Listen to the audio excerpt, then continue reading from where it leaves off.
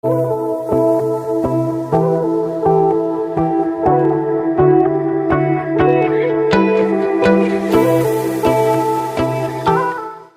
lagi di Surya ATM. Kali ini Surya akan membahas gimana sih cara untuk mutasi yang baik dan benar.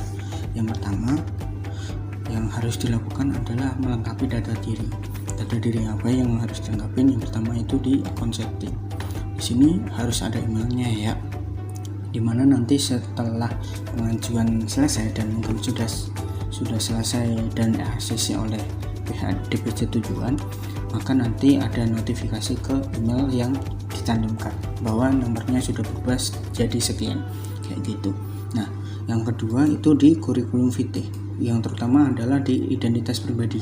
Nah, di sini nama lengkap, nik, tanggal lahir, dan seterusnya sampai bawah itu nanti harus diisi. Kenapa? Nanti biar dari pihak DPC tujuannya lebih gampang gitu loh. Untuk nama, tanggal lahir itu paling penting dan seterusnya. Dan kalau misalnya mau P2KB pun harus lengkap dulu baru nanti di ACC kan. Kalau nggak lengkap ya nggak bakalan di ACC kan.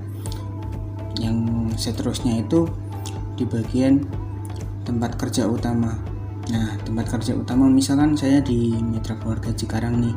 Nah, nanti misalnya tujuannya saya pindah nih ke RSUD Kojan, ya udah nanti tinggal diganti aja di sini langsung kayak gitu. Sebelum mengajukan mutasi itu lebih baik diganti dulu biar nanti dari DPC-nya juga tahu oh di mana sih kerjanya. Kalau enggak palingan sih nanti ditanyain kerjanya di mana ya. Nah, setelah data diri selesai itu langsung yang ketiga itu tentang pembayaran iuran. Nah, di pembayaran iuran ini biasanya sih ditanyakan itu tahun terakhirnya, tahun mutasinya. Misal tahun 2021 ya udah nanti untuk pembayaran iuran itu sampai tahun 2021. Tapi perlu diingat untuk tahun sebelumnya kalau memang belum bayar ya harus dibayar dulu. Itu sudah menjadi kewajiban kita sebagai anggota, yang mana nanti untuk kayak misalnya pengurusan SIP dan seterusnya kan dilayani oleh pengurus, jadi wajarlah harus kita timbal balik seperti itu ya. Jangan sampai kosong ataupun nggak bayar ya, itu sama aja kayak misalnya korupsi gitu loh ya. Setelah pembayaran harus ngapain lagi sih?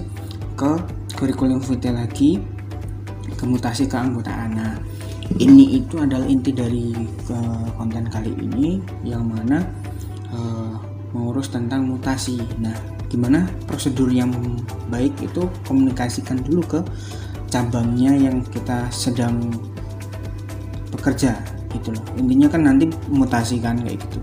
Nah, misal saya di Jawa Barat DPC Bekasi, otomatis nanti pindah ke Koja kan tadi, otomatis nanti saya bilang dulu ke DPC Bekasi saya mau pindah nih, gimana cara mutasinya. Nah, dari itu nanti biasanya ditanyain ataupun diarahkan untuk melengkapi data diri dulu, melakukan pembayaran iuran sampai tahun terakhir atau tahun saat pindah ya, baru nanti dibikinkan surat pengantar mutasi.